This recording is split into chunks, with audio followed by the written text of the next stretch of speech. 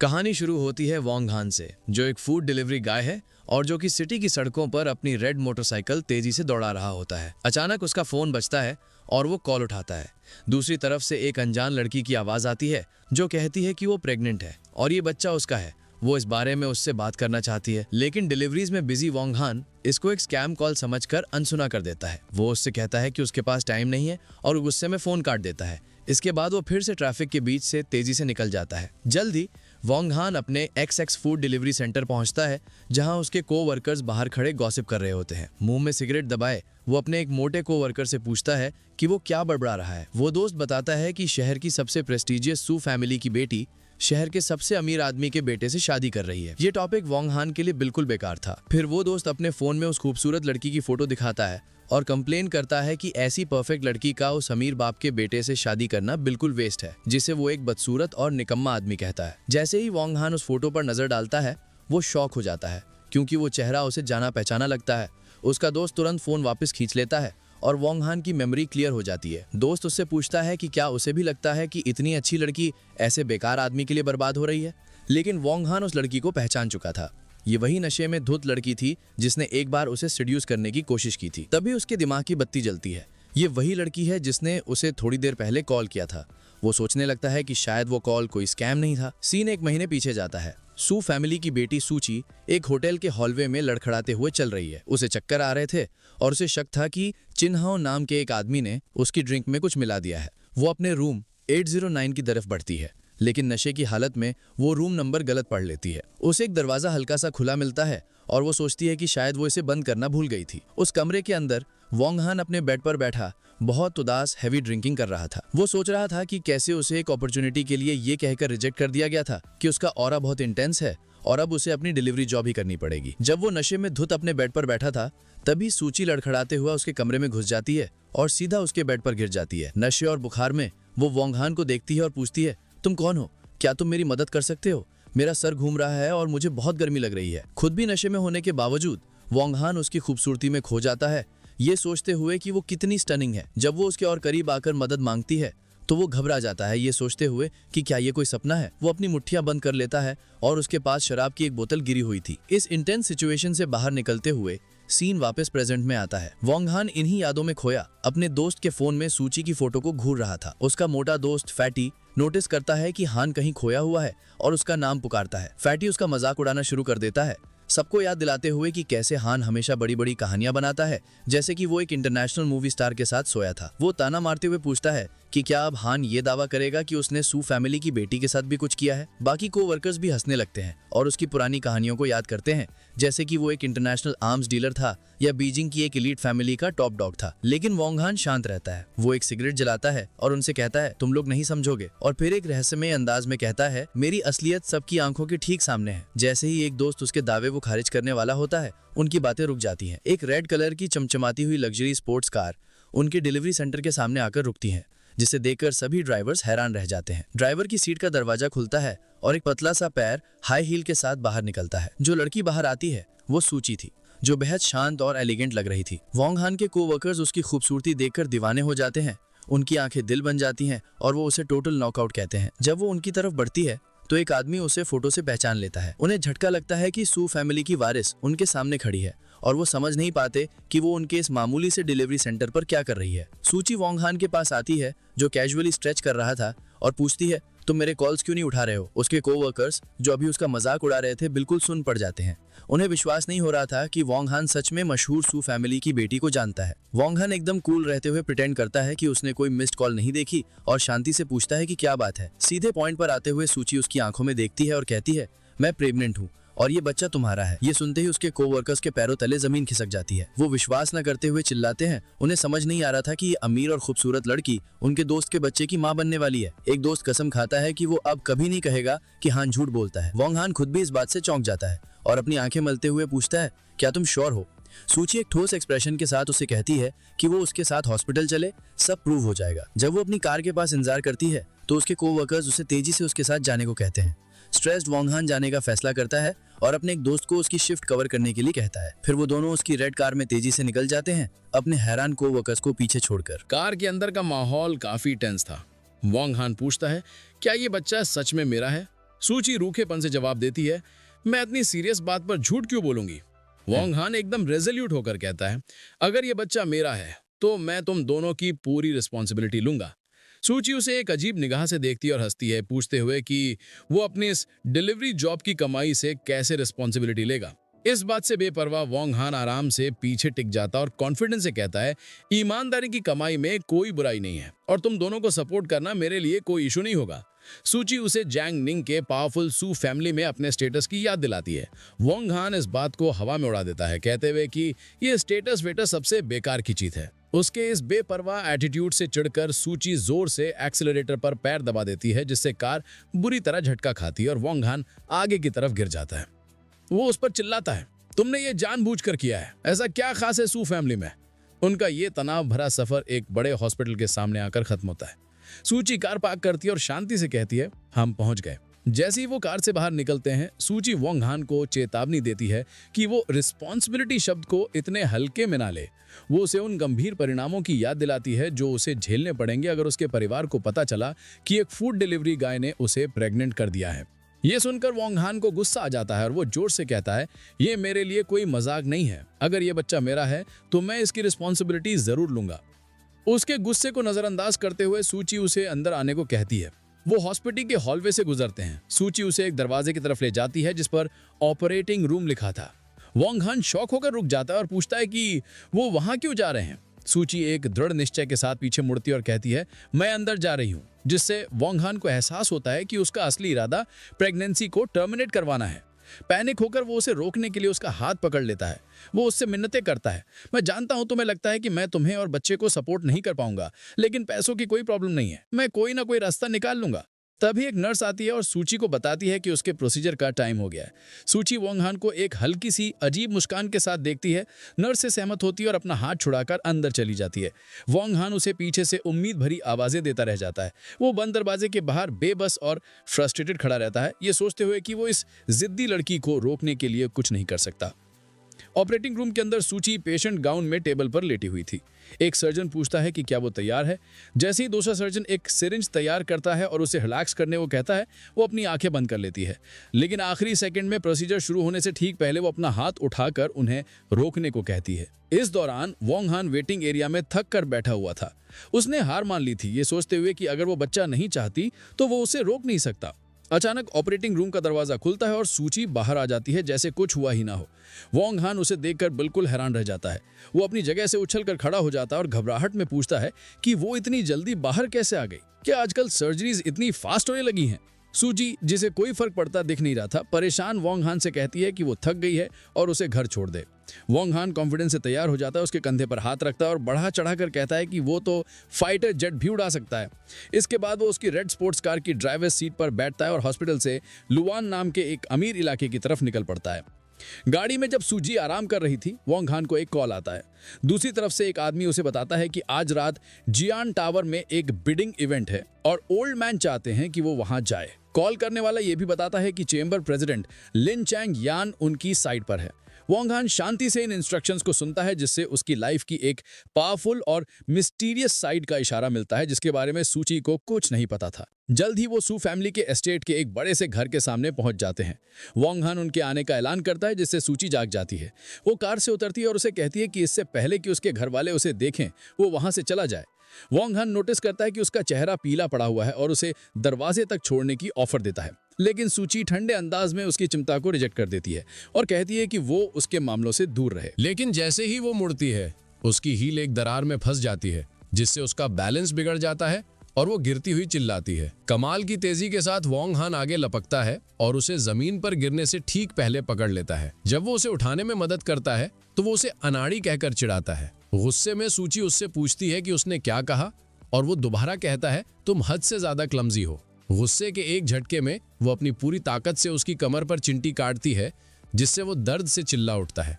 अचानक इतना जोर लगाने से उसकी खुद की तबीयत बिगड़ जाती है और वो दर्द से कराहती है। उसकी तकलीफ देखकर वोंग हान उसे अपनी गोद में उठा लेता है, जिससे सूची सरप्राइज हो जाती है। वो उसे उस शानदार घर के अंदर ले जाता है और नरमी से सोफे पर बिठा देता है। फर्स्ट एड किट खोलकर वो उसके नंगे पैर पर दवा लगाना शुरू करता है, जिसमें गिरने से मोच आ गई थी। वो प्रोटेस्ट करती है, उससे जाने को कहती है, लेकिन वो सख्ती से कहता है हिलना बंद करो। जैसे ही वो उसके टखने पर पट्टी बांध रहा होता है, उन्हें दो औरतें रोक देती हैं जो कमरे में दाखिल हुई थीं। ये दोनों यांग हुई हिन, सूची की माँ, और लिन सिर्फ उसकी बेस्ट फ्रेंड थी। सूची की माँ इस सीन को शॉक में देखती है और पूछती है कि उसकी बेटी क्या कर रही है। वोंग हान और सूची एक साथ एक्सप्लेन करते हैं कि उसके पैर में मोच आ गई है। फिर अपनी हैरान माँ को देखते हुए सूची शांति से ऐलान करती है कि उसका बॉयफ्रेंड बस उसे दवा लगाने में मदद कर रहा था। ये सुनकर वोंग हान के तो होश ही उड़ जाते हैं। उसकी माँ यांग हुई मिन और भी ज्यादा शॉक हो जाती है। यूनिफॉर्म पहने वोंग हान की तरफ कांपती हुई उंगली से इशारा करते हुए चिल्लाती है, क्या ये आदमी सच में तुम्हारा बॉयफ्रेंड है? अपनी बेटी के इस ऐलान से परेशान यांग हुई मिन गुस्से से पूछती है कि ये सब क्या हो रहा है और ये डिलीवरी गाय कौन है? कुछ पल की चुप्पी के बाद सूची अपनी बात से पलट जाती है और जबरदस्ती मुस्कुराते हुए अपनी माँ से कहती है कि वो तो बस मजाक कर रही थी। वो बताती है कि उसके पैर में मोच आ गई थी और इस आदमी ने बस उसे अंदर आने में मदद की। उसकी माँ, जो अब थोड़ा राहत महसूस कर रही थी, सूची से कहती है कि उसने उसे डरा दिया था, उसे याद दिलाते हुए कि वो प्रेस्टिजियस चिन फैमिली में शादी करने जा रही है और कोई भी गलती नहीं कर सकती। वोंग हान, जो अब तक चुप था, माँ के साफ दिखते तुच्छपन से ऑफेंड हो जाता है और पूछता है, एक डिलीवरी गाय होने में क्या बुराई है? यांग हुईमिन हंसती है और चिल्लाती है, तुम एक लो क्लास घटिया आदमी हो जो अपनी औकात से बाहर सपने देख रहा है। सपने देखते रहो। उसकी इस बेइज्जती से वोंग हान के चेहरे पर गुस्से का भाव आ जाता है। इससे पहले कि मामला और बिगड़े, सूची बीच में आती है। वो शांति से वोंग हान को कहती है कि अब वो जा सकता है और उसकी मदद के लिए उसे शुक्रिया कहती है। वह छोटा सा हम कहता है और मुड़कर चला जाता है। जब वो जा रहा होता है, सूची की बेस्ट फ्रेंड लिन शुए उसे एक सोचों में डूबे हुए एक्सप्रेशन से देखती है। उसके जाने के बाद यांग हुई मिन लिन शुए से कहती है कि वो सूची को उसके कमरे में ले जाए। गुस्से में वो किसी को ऑर्डर देती है कि जहां वो गंदा डिलीवरी गाय खड़ा था वहां फ्लोर साफ किया जाए। बाद में उसके बेडरूम में लिन शुए सूची को बेड पर बैठने में मदद करती है और तुरंत उस आदमी के साथ उसके असली रिश्ते के बारे में पूछती है। सूची शुरुआत में दावा करती है कि उनके बीच कुछ नहीं है, लेकिन लिन शुए उसकी बात नहीं मानती, कहते हुए कि वो उसे बेवकूफ नहीं बना सकती क्योंकि जिस तरह से सूची उसे देख रही थी वो कुछ नहीं तो बिल्कुल नहीं था। अपनी दोस्त की समझदारी के सामने हार मानकर सूची सच उगल देती है। वो बताती है कि वो उसके बच्चे की माँ बनने वाली है। ये सुनकर लिन शुए के होश उड़ जाते हैं। वो चिल्लाती है, तुम प्रेग्नेंट हो। वो सूची के फैसले पर सवाल उठाती है, पूछते हुए कि सब लोगों में से एक डिलीवरी गाय ही मिला था। सूची बताती है कि उसने उस दिन बहुत ज्यादा पी ली थी और इसे एक गलती समझकर टाल देती है। लिन शुए उस पर जोर डालती है, पूछते हुए कि अब सूची क्या करने वाली है, उसे याद दिलाते हुए कि वो चिन फैमिली जैसे पावरफुल लोगों से अपनी प्रेगनेंसी हमेशा नहीं छिपा सकती। अपनी दोस्त को हैरान करते हुए सूची मजबूती से कहती है कि उसने बच्चे को रखने का फैसला किया है। लिन शुए को लगता है कि उसकी दोस्त पागल हो गई है। वो उसे समझाने की कोशिश करती है, बताते हुए कि उसने उस आदमी वोंग हान से बात की है और उसने पूरी रिस्पॉन्सिबिलिटी लेने का वादा किया है। लेकिन लिन शुए को इस पर विश्वास नहीं होता। वो सूची पर चिल्लाती है, होश में आओ, तुम सू फैमिली की बेटी हो। वो वोंग हान को एक मामूली डिलीवरी गाय कहकर डिसमिस कर देती है जो उसके लायक नहीं है और चेतावनी देती है कि अगर चिन फैमिली को पता चला तो अंजाम बहुत बुरा होगा। इस लेक्चर से थककर सूची अपना हाथ उठाकर उसे रोक देती है और कहती है कि वो सब संभाल लेगी। वो टॉपिक बदलती है, पूछते हुए कि लिन शुए सिटी में वापस क्यों आई है। लिन शुए बताती है कि उसके दादा जैंग निंग में एक बड़े इंपॉर्टेंट बिग शॉट से मिलने और आज रात के बिडिंग इवेंट को देखने आए हैं, इसलिए वो उनके साथ आ गई। सूची के ओ कहने पर उसकी दोस्त चिढ़ जाती है। अचानक लिन शुए का एक्सप्रेशन बदलता है और वो कहती है कि उसके पास एक ब्रिलियंट आइडिया है। पास आकर वो सूची के कान में एक भयानक प्लान बताती है। अगर उसका राज खुल गया तो उसे बस ये कहना है कि उस डिलीवरी गाय ने उसका रेप किया था। सूची घिन से जवाब देती है, कितना घटिया आइडिया है। इस बीच वोंग हान सू एस्टेट से निकलकर उस एक्सक्लूसिव विला डिस्ट्रिक्ट में पैदल चल रहा होता है। वो अपना फोन निकालता है और बड़बड़ाता है कि इस एरिया में कोई टैक्सी नहीं मिलती। ठीक तभी एक चमचमाती काली कार उसके पास आकर रुकती है। वोंग हान देखता है कि एक शार्प सूट में एक आदमी कार से बाहर निकलता है। वो बुजुर्ग सिल्वर बालों वाला आदमी वोंग हान के पास आता है और अदब से उसे यंग मास्टर कहकर सलाम करता है। वो आदमी अपना परिचय लिन चिंग यून के रूप में देता है, जो जिलोंग चेंबर ऑफ कॉमर्स का प्रेसिडेंट है, और बताता है कि वो उसे बिडिंग इवेंट तक ले जाने के लिए यहाँ आया है। वोंग हान अब सारी कड़ियों को जोड़ते हुए उस फोन कॉल को याद करता है और कंफर्म करता है कि उसके दादा ने उसे इस अरेंजमेंट के बारे में बताया था। इससे उसकी एक ऐसी छिपी हुई ताकतवर पहचान सामने आती है जिसका उसकी डिलीवरी ड्राइवर वाली लाइफ से दूर दूर तक कोई लेना देना ही नहीं था। इस ऑफर को एक्सेप्ट करते हुए वोंग हान लिन चिंग यून से कहता है कि बिडिंग से पहले उसे नहाकर कपड़े बदलने हैं। लिन चिंग यून अदब से सहमत हो जाता है और अपने यंग मास्टर के लिए कार का दरवाजा खोलते हुए सब कुछ अरेंज करने का वादा करता है। वो दोनों एक शानदार काली लिमोजीन में वहां से निकल जाते हैं। सीन बदलता है और हमें एक बड़े से बॉलरूम में चल रहे बस्लिंग बिडिंग इवेंट पर पहुंचते हैं जो अमीर मेहमानों से भरा हुआ है। वोंग हान वहां पहुंचता है और अब वो पूरी तरह से बदल चुका था। उसने अपनी डिलीवरी जैकेट उतार कर एक शार्प टेलर मेड सूट पहन लिया था जिसमें वो भीड़ को देखते हुए काफी पावरफुल और कॉन्फिडेंट लग रहा था। जब वो एक खिड़की के पास खड़ा होता है तो उसकी नज़र एक जाने पहचाने चेहरे पर पड़ती है। ये सूची की बेस्ट फ्रेंड लिंगस्यू थी जो एक शानदार सफ़ेद इवनिंग गाउन में थी। वो तुच्छपन से उसके पास आती है और पूछती है, एक डिलीवरी गाय इतने एक्सक्लूसिव इवेंट में क्या कर रहा है? इससे पहले कि वो जवाब दे पाता वो खुद ही एक नतीजे पर पहुंच जाती है और इल्ज़ाम लगाते हुए पूछती है, क्या तुम यहाँ पार्ट टाइम जॉब कर रहे हो? इससे पहले कि वोंगलान उसे सही कर पाता वो उसका हाथ पकड़ती है और ज़ोर से उसे एक तरफ खींचती है, ये कहते हुए कि उसे बात करनी है। एक कोने में ले जाकर वो उसे कन्फ्रंट करती है और कहती है, सूची मेरी बेस्ट फ्रेंड है और वो तुम्हारी वजह से प्रेग्नेंट है। वो उसे गुस्से में चेतावनी देती है कि अगर बच्चा पैदा होने पर उसने पूरी रिस्पॉन्सिबिलिटी नहीं ली तो वो उसका जीना हराम कर देगी। ये सुनकर वोंग हान बिल्कुल शॉक हो जाता है।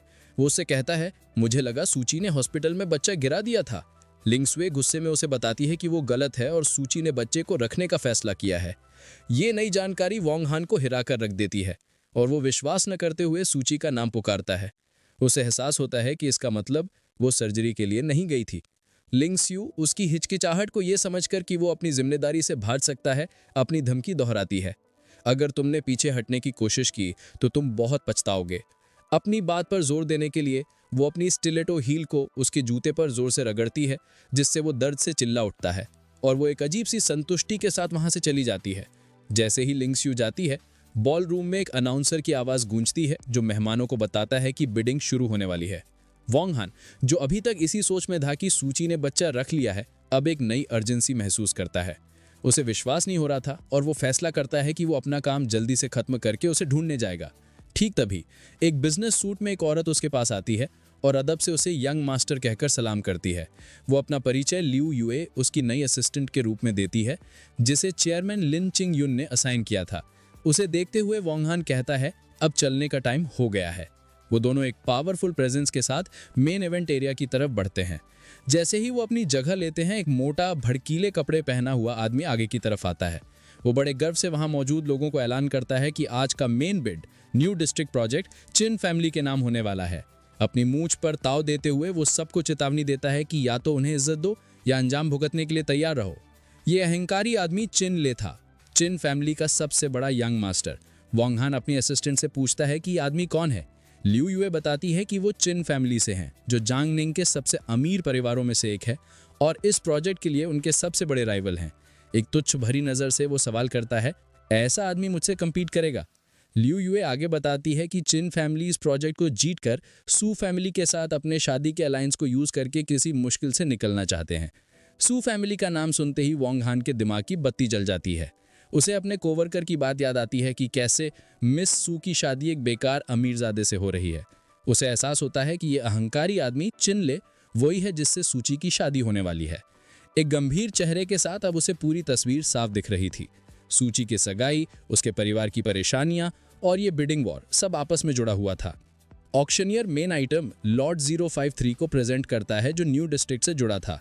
बिना हिचकिचाए चिनले अपना पैडल उठाता है और 5 बिलियन से बोली शुरू करता है। भीड़ में हैरानी की सरसराहट फैल जाती है। सब समझ जाते हैं कि चिन फैमिली इस प्रोजेक्ट को जीतने के लिए कुछ भी करेगी। वो आपस में फुसफुसाते हैं कि चिन और सू फैमिली की होने वाली शादी के बाद कोई भी उन्हें चैलेंज करने की हिम्मत नहीं करेगा। जैसे ही नीलामी तय हुई लग रही थी, वोंग हान ने शांति से अपना बिडिंग पैडल उठाया और 600 मिलियन की बोली लगा दी। पूरा कमरा सन्नाटे में आ गया और फिर वहां एकदम से खुसुर फुसुर शुरू हो गई। मेहमान सोचने लगे कि आखिर ये हिम्मत वाला आदमी है कौन? शायद कोई बाहर का है जो चिन फैमिली के खिलाफ जाने की जरूरत कर रहा है। उन्हें लग रहा था कि ये प्रोजेक्ट तो चिन्स के लिए पक्का था और वो इस बात को ऐसे ही नहीं जाने देंगे। दूसरी तरफ चिनले का घमंडी चेहरा गायब हो गया और उसकी जगह शुद्ध गुस्से ने ले ली। उसने अपनी मुट्ठी इतनी कस के भींची कि उसके नकल्स सफेद पड़ गए। उसने गुस्से से वोंग हान को घूरा और चिल्लाकर पूछा, तुम होते कौन हो? मौत को बुलावा दे रहे हो क्या? और इस तरह उनके बीच तकरार शुरू हो गई। चिन ले के गुस्से का सामना करते हुए भी वॉन्ग हैन बिल्कुल शांत रहा। उसने आराम से इशारा किया, हम एक ऑक्शन में है, यहां सबसे ऊंची बोली लगाने वाला जीतता है, कोई प्रॉब्लम है क्या? चिन ले, जिसका चेहरा गुस्से से बिगड़ गया था, पलटकर बोला, तुमने सुना नहीं मैंने क्या कहा? यह प्रोजेक्ट चिन फैमिली को चाहिए। पूरे कॉन्फिडेंस के साथ वॉन्ग हैन ने जवाब दिया, मैंने बिल्कुल आराम से सुना, लेकिन इससे मेरा क्या लेना देना?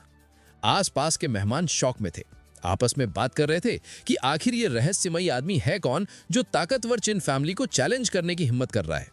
अपनी बेइज्जती से तल मिलाया हुआ चिन ले अपना पैडल उठाता है और 700 मिलियन की बोली लगाता है। बिना एक पल गवाए वॉन्ग हैन 800 मिलियन बोल देता है। बिडिंग की ये जंग चलती रहती है और माहौल में टेंशन बढ़ता जाता है। चिन ले अपने लोगों के साथ वॉन्ग हैन के पास आता है। उसके चेहरे के सामने आकर वो चिल्लाता है, जैंगनिंग सिटी में चिन फैमिली ही कानून है। वो आखिरी उम्मीद भरी कोशिश करते हुए 900 मिलियन की बोली लगाता है और वॉन्ग हैन को चैलेंज करता है, अगर मरने का शौक है तो बोली लगाते रहो। वॉन्ग हैन बस हंस देता है, जैसे उसे बड़ा मजा आ रहा हो, और कैजुअली 1 बिलियन की बोली अनाउंस कर देता है।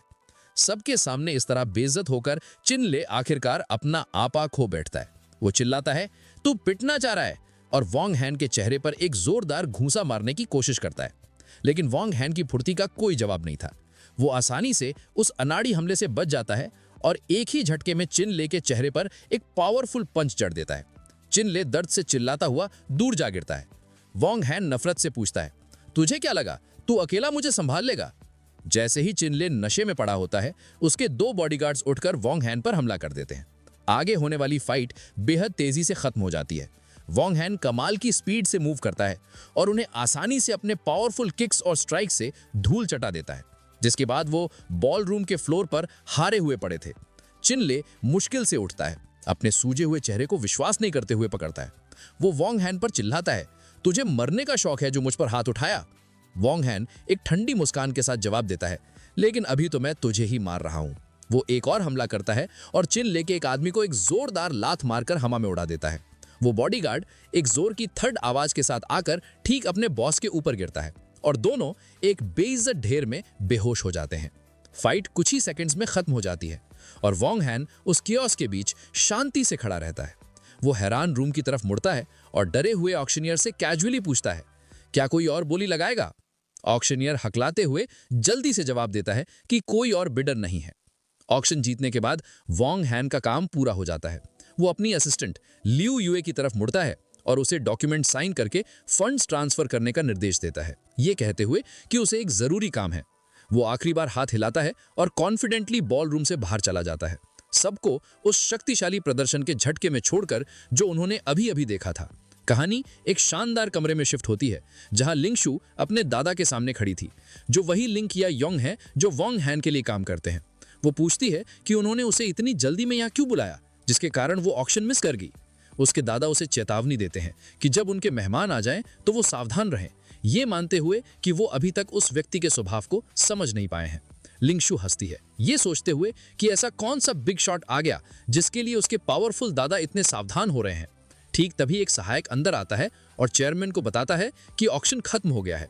लिंग या युंग पूछते हैं कि क्या चिन फैमिली जीत गई, लेकिन सहायक बताता है कि जीतने वाला कोई और था।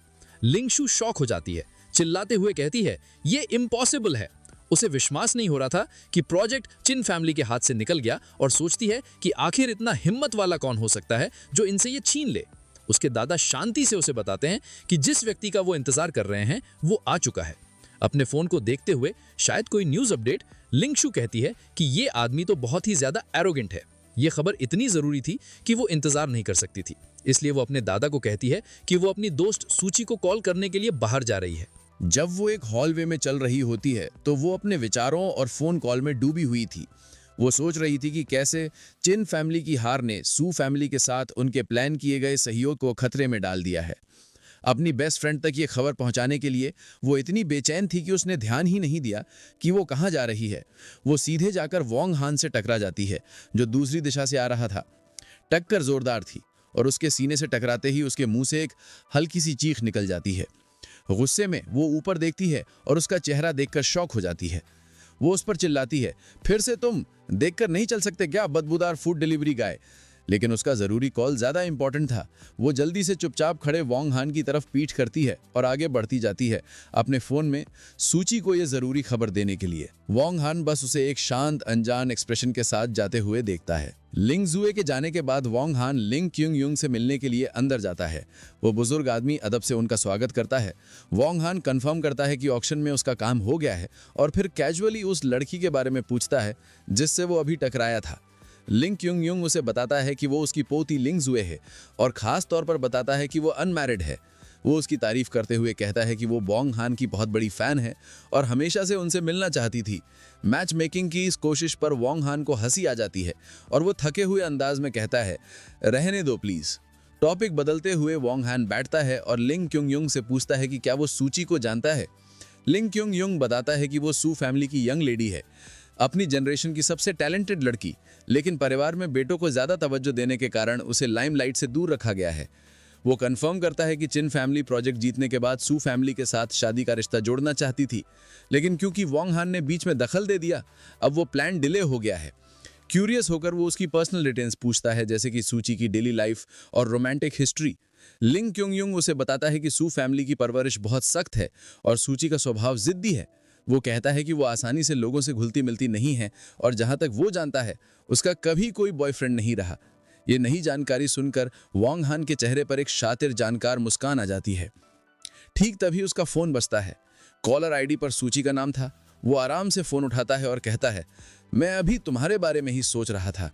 दूसरी तरफ से सूची पूछती है कि क्या उसके पास टाइम है और कहती है कि वो उससे मिलना चाहती है।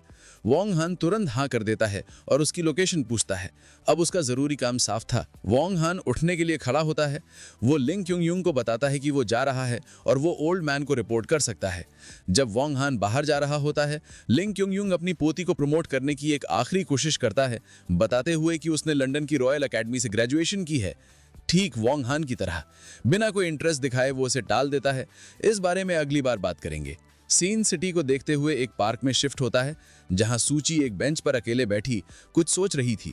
कुछ देर बाद वॉन्ग हान अपनी रेड मोटरसाइकिल पर वहां पहुंचता है, अब वापस अपने शार्प सूट में। वो उसके पास जाकर बैठ जाता है। उसके कंधे पर हाथ रखते हुए वो सीधे मुद्दे पर आता है। वो उससे कहता है कि वो बच्चे के बारे में चिंता ना करे और वो दोनों को सपोर्ट करेगा। फिर वो एक पक्का ऑफर देता है, अगर तुम शादी करना चाहती हो तो हम जब चाहें जाकर रजिस्टर कर सकते हैं। इस तरह वो अपनी जिम्मेदारी का वादा पूरा करता है। उसके इस कॉन्फिडेंट वादे के बावजूद सूची अभी भी संदेह में थी। एक फीकी मुस्कान के साथ वो उसकी ऐसी कमिटमेंट पूरी करने की क्षमता पर सवाल उठाती है। बेफिक्र होकर वो दूर देखता है और पूछता है, मैं क्या अफोर्ड नहीं कर सकता। अपनी बात साबित करने के लिए सूची अपनी कलाई उठाती है, उसे अपनी महंगी घड़ी दिखाती है और पूछती है कि क्या वो उसकी कीमत जानता है। हैरानी भरी महारत के साथ वॉन्ग हान घड़ी को सही पहचानता है। ये पाशा डे कार्टियर है, 42 mm 18K rose gold model, और उसकी सही कीमत बताता है 3,52,000। उसके इस डिटेल ज्ञान से सूची साफ तौर पर शॉक हो जाती है। वो उस पर जोर डालती है, पूछती है कि एक डिलीवरी गाय के तौर पर वो एक साल में कितना कमाता है और उसे सिर्फ ये एक चीज खरीदने के लिए कितने साल काम करना पड़ेगा। वॉन्ग हान उसे तसल्ली देता है कि वो पैसे की चिंता ना करे और बच्चे को पैदा करने के लिए उसे हिम्मत देता है। वो कॉन्फिडेंस से कहता है कि वो उसे या बच्चे को किसी भी मटेरियल चीज की कमी नहीं होने देगा। यहाँ तक कि ये दावा भी करता है कि उनका खर्च उठाना कोई प्रॉब्लम नहीं होगी। सूची उसकी इस बड़ी बात पर आंखें घुमाते हुए सूखे अंदाज में पूछती है, अगर तुम शेखी ना बगाड़ो तो मर जाओगे क्या। उनकी बातचीत तब रुक जाती है जब सूची का फोन बजता है। वो फोन उठाती है और दूसरी तरफ से उसकी माँ की घबराई हुई आवाज आती है। उसकी माँ उससे जल्दी घर आने को कहती है, उसे बताते हुए कि चिन्हाओ घर पर उनका इंतजार कर रहा है शादी के बारे में बात करने के लिए। सूची शांति से हाँ में जवाब देती है। वॉन्ग हान की तरफ मुड़कर वो उसे घर छोड़ने के लिए कहती है। एक प्यारी सी मुस्कान के साथ वो कहता है, ये तो मेरी खुशकिस्मती होगी। वो उसे मोटरसाइकिल पर बैठने में मदद करता है और वो दोनों तेजी से निकल जाते हैं। सफर के दौरान सूची वॉन्ग हान की पीठ से टिक जाती है और उसके चेहरे पर एक हल्की सुकून भरी मुस्कान आ जाती है जब वो अपनी आंखें बंद करती है, जैसे कि वो काफी संतुष्ट हो। जल्द ही वो सू फैमिली की एस्टेट पर वापस पहुंच जाते हैं। वॉन्ग हान उसे सामने के दरवाजे तक छोड़ता है और जैसे ही वो अंदर आते हैं, सूची अपनी माँ को आवाज लगाती है कि वो घर आ गई है। उसकी माँ यांग हुई तुरंत गुस्से में सामने आती है और अपनी बेटी को इतनी देर तक बाहर रहने के लिए डांटती है, उसे बताते हुए कि चिन हाउ कब से इंतजार कर रहा है। बैकग्राउंड में सूट पहने एक मोटा सा आदमी सोफे पर बैठा हुआ था। सुईची बस इतना कहती है कि वो वॉक पर गई थी। तब उसकी माँ की नज़र उसके पीछे खड़े वोंग हान पर पड़ती है और वो नफरत से पूछती है कि वो किसी को साथ क्यों ले आई, उसे याद दिलाते हुए कि चिन हाओ के साथ उसकी शादी नज़दीक है। सोफे पर बैठा आदमी खड़ा होता है और सुईची को ग्रीट करता है, कंफर्म करते हुए कि वो शादी के मामलों पर चर्चा करने आया था। वो एक चालाक मुस्कान देता है और अपना परिचय चिन हाओ, चिन फैमिली के दूसरे यंग मास्टर के रूप में देता है। अपने मंगेतर चिन हाओ का सामना करते हुए सुईची उनकी शादी को रोकने की कोशिश करती है। वो उससे कहती है कि क्योंकि चिन फैमिली नए डिस्ट्रिक्ट प्रोजेक्ट की बोली हार गई है, उनके परिवार का प्लान किया गया सहयोग अभी तक फाइनल नहीं हुआ है और इसलिए उनकी शादी भी टाल देनी चाहिए। लेकिन चिन हाओ बोली हारने को एक छोटी सी बात कहकर टाल देता है। एक शैतानी मुस्कान के साथ वो जोर देता है कि उन्हें पहले शादी कर लेनी चाहिए और बाकी सब कुछ बाद में नेगोशिएट हो सकता है। उसके विचार उसके असली इरादे जाहिर करते हैं। वो पहले उसे बिस्तर पर ले जाना चाहता है और फिर बाद में फैसला करेगा कि क्या उसे उसके परिवार को जरूरी पैसे देने हैं या नहीं। सुईची की माँ यांग हुएमिन बेबस होकर सिचुएशन को संभालने की कोशिश करती है। वो अपनी बेटी से मिन्नतें करती है, उसे याद दिलाते हुए कि चिन हाओ ने वादा किया है कि जैसे ही वो शादी करेंगे वो सू फैमिली की मदद के लिए 1 बिलियन देगा। लेकिन सुईची तेजी से उसकी बात काट देती है और कुछ मत कहना। एक अटल निश्चय के साथ वो ऐलान करती है कि वो उससे शादी नहीं करेगी। उसके इनकार से उसकी माँ और चिन हाओ दोनों हैरान रह जाते हैं। एक हिम्मत भरा कदम उठाते हुए सुईची वोंग हान के पास जाती है, उसका हाथ पकड़ती है और ऐलान करती है कि वो न सिर्फ चिन हाओ से शादी नहीं करेगी बल्कि वो वोंग हान के बच्चे की माँ भी बनने वाली है। उसकी माँ डग से चीख पड़ती है, अपनी बेटी को पकड़ती और पूछती है, क्या तुम समझ रही हो तुम क्या कह रही हो?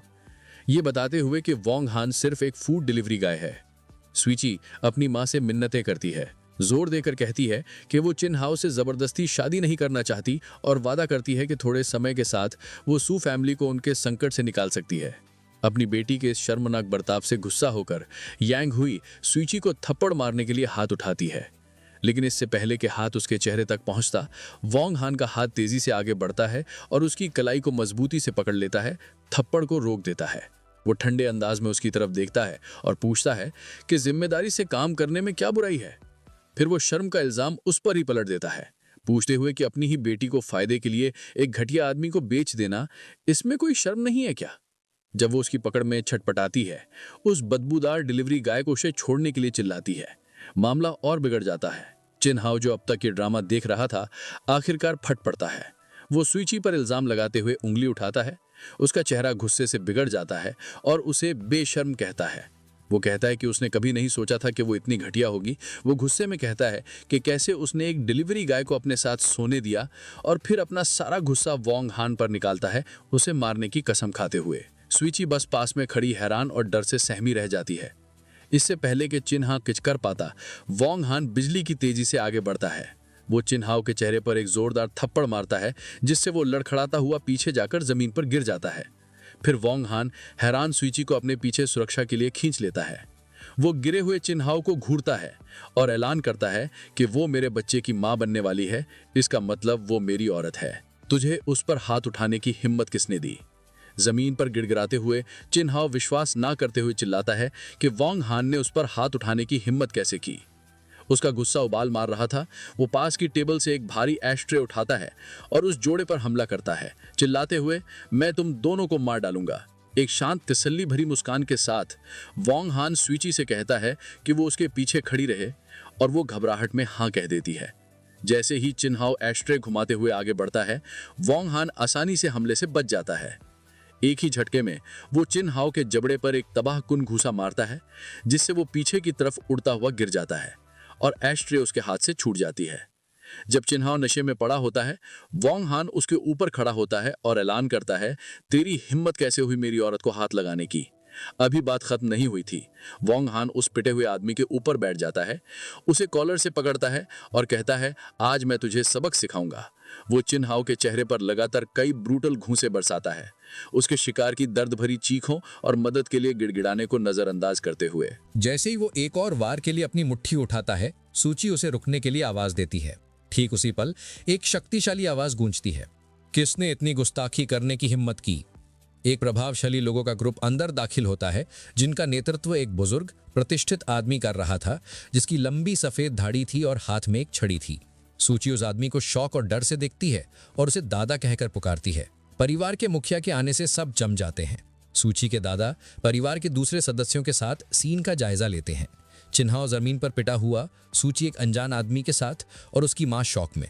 उस बुजुर्ग आदमी का चेहरा गंभीर था। जब उसने ऐलान किया कि उसने सब कुछ सुन लिया है, वो अपनी तेज नजर अपनी पोती पर घुमाता है और अपनी छड़ी जमीन पर पटकते हुए पूछता है, क्या ये सच है कि तुम इस डिलीवरी गाय के बच्चे की मां बनने वाली हो? धीमी हारी हुई आवाज में सूची कंफर्म करती है कि ये सच है। ये इकरार सू परिवार में पैनिक फैला देता है। वो चिल्लाते हैं कि ये सिचुएशन बिल्कुल बर्दाश्त के बाहर है और वो शक्तिशाली चिन परिवार को नाराज नहीं कर सकते। उसके दादा, जिनका चेहरा गुस्से से लाल हो गया था, गरजते हैं कि इसका एक ही समाधान है, बच्चे को तुरंत गिरा दिया जाए। लेकिन चिन्हाव मुश्किल से उठता है और असहमति जताता है। वो चिल्लाता है कि अगर वो बच्चा गिरा भी दे तो उसकी जैसी गंदी औरत कभी उसके परिवार के घर में कदम नहीं रखेगी। ये सुनते ही सू परिवार के होश उड़ जाते हैं। सिचुएशन का बोझ बहुत ज्यादा हो जाता है। वो रोने लगते हैं कि सब कुछ खत्म हो गया, एक दूसरे पर सूची को बिगाड़ने का इल्जाम लगाते हुए और अफसोस करते हुए कि अब सू परिवार बर्बाद हो गया है। सूची उनके इल्जामों के बीच शांति से खड़ी रहती है। उसका चेहरा दुख से भरा हुआ था। आखिरकार वो भी फट पड़ती है। उन सब से बहस बंद करने को कहती है। भावनात्मक और शारीरिक तनाव उस पर हावी हो जाता है और वो दर्द से चिल्लाती है, अपने सर को पकड़ती है जब उसे चक्कर आने लगते हैं। इससे पहले कि वो गिर पाती, वोंग हान उसे संभालने के लिए वहां होता है। वो उसे स्थिर रखता है और तसल्ली देता है, डरो मत, मैं तुम्हें यहां से ले जाऊंगा। जैसे ही वो उसे अपनी गोद में उठाता है, उसके परिवार वाले उसके माँ बाप सहित आगे बढ़ते हैं। उस बदबूदार डिलीवरी गाय को उसे छोड़ने को कहते हैं और उसकी टांगे तोड़ने की धमकी देते हैं। वोंग हान उन्हें पूरी नफरत से देखता और पूछता है, तुम लोग खुद को इंसान भी कहते हो? बिना एक और शब्द कहे वो मुड़ता है और अब बेहोश सूची को उठाकर घर से बाहर निकलने लगता है। जब उसके माँ बाप उसका रास्ता रोकने की कोशिश करते हैं तो वो आसानी से उन्हें लात मारकर एक तरफ कर देता है, जिससे वो जमीन पर गिर जाते हैं। वो दरवाजे पर रुकता है और हैरान और डरे हुए परिवार की तरफ मुड़ता है। ठंडे अटल निश्चय के साथ वो ऐलान करता है, मैं सूची को अपने साथ ले जा रहा हूं, किसी को कोई प्रॉब्लम है क्या? जिससे वो उसे रोकने में बिल्कुल असमर्थ हो जाते हैं। सूची को बेहोश हालत में अपनी गोद में लिए वोंग हान उसके हैरान परिवार से कहता है कि क्योंकि किसी को कोई आपत्ति नहीं है, वो जा रहा है। वो उसे उस अफरा तफरी भरे सू एस्टेट से अपने मॉडर्न ऊंचे अपार्टमेंट में ले जाता है। अंदर वो धीरे से अभी भी बेहोश सूची को सोफे पर लिटाता है। ऐसा करते हुए एक कार्ड उसके पर्स से फिसलकर जमीन पर गिर जाता है। ये सुनिश्चित करने के बाद कि वो आराम कर रही है, वोंग हान को वो कार्ड दिखता है और वो उसे उठा लेता है। वो उसे देखता है और हैरान हो जाता है कि आज उसका बर्थडे है। उसे उसके लिए दया महसूस होती है, ये सोचते हुए कि भले ही वो एक अमीर परिवार से है, ऐसा लगता है कि किसी को उसका खास दिन याद नहीं था। उसके सोते हुए रूप को देखते हुए वो ये दिखाने का फैसला करता है कि वो क्या करने में सक्षम है, इस बात को दोहराते हुए कि वो उसकी औरत है। लगभग 20 मिनट बाद सूची को होश आना शुरू होता है। वो धीरे धीरे उठकर बैठती है, अभी भी नींद में और डिसोरिएंटेड, अपनी आंखें मलती हुई। सोचती है कि वो कहाँ है। ठीक तभी वोंग हान दूसरे कमरे से बाहर निकलता है, एक एप्रन पहने हुए। वो खाने का एक बोल आगे बढ़ाता है। अब जब तुम जाग गई हो तो तुम्हें भूख लगी होगी। सूची डाइनिंग टेबल की तरफ जाती है जहां वोंग हान ने एक शानदार खाना तैयार किया था, खास उसके लिए। वो अलग अलग डिशेस से आ रही स्वादिष्ट खुशबू से प्रभावित होती है, जिसमें स्टीम डेलिकेसीज, एक फ्रूट और चीज प्लेटर और कई ड्रिंक्स शामिल थे। वोंग हान बढ़ा चढ़ा के कहता है कि उसकी कुकिंग स्किल्स इतनी अच्छी हैं कि दुबई की एक राजकुमारी भी इसका स्वाद चखने के लिए गिड़गिड़ाएगी। उसके इस घमंड पर मुस्कुराते हुए सूची पूछती है, अगर तुम ब्रैग नहीं करोगे तो मर जाओगे क्या? जब वो खाने के लिए बैठते हैं, वोंग हान उससे कहता है कि आज के दिन उसे मरना शब्द बोलने की इजाजत नहीं है, जिससे सूची कंफ्यूज हो जाती है। इससे पहले कि वो पूछ पाती, वो अपना सरप्राइज सामने लाता है। वो एक छोटा सा गुलाबी केक लाता है जिस पर एक जलती हुई मोमबत्ती लगी हुई थी। एक कॉन्फिडेंट मुस्कान के साथ वो इसे हैरान सूची के सामने पेश करता है और उसे हैप्पी बर्थडे विश करता है। पूरी तरह से हैरान सूची अपने मुंह को ढक लेती है और पूछती है, तुम्हें कैसे पता चला कि आज मेरा बर्थडे है?